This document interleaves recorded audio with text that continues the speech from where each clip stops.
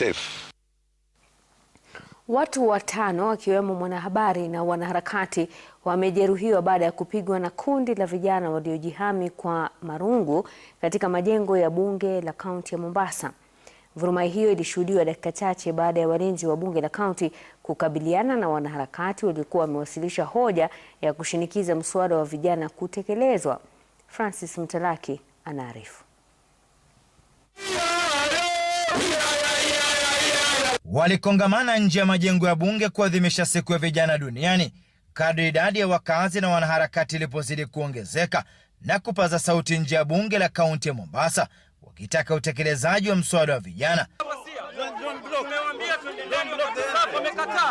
Spika wa bunge la kaunti alijitokeza akitaka kusikia kunani ile dakika chache.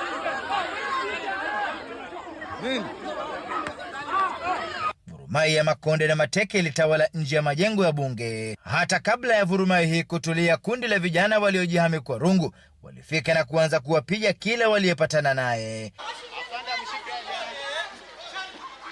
Mbele ya maafisa wa polisi, kila mmoja mguuni ponye. Ni hapa mpiga picha mkongwe Karim Rajan na wanaharakati wengine 4 walijeruhiwa. Nilikuwa nimesimama hapa nachukua kamera tu ya vile jamaa wanakuja. So the moment walivyokuja wakanishika. Wakachukua simu yangu wakaanza kunipiga marungu. I've done nothing. Kwani si haki yangu kuchukua video na sijachukua video eti ni video ambayo ni mbaya. Ni something kwamba nachukua video watu wanakuja. Hii ndio hali. Vijana wanapigwa, vijana wanauliwa na kosa letu ni moja. Kosa letu ni kwa sababu tulileta petition county assembly kutaka youth policy bill ndani ya Mombasa iweze kufanyika.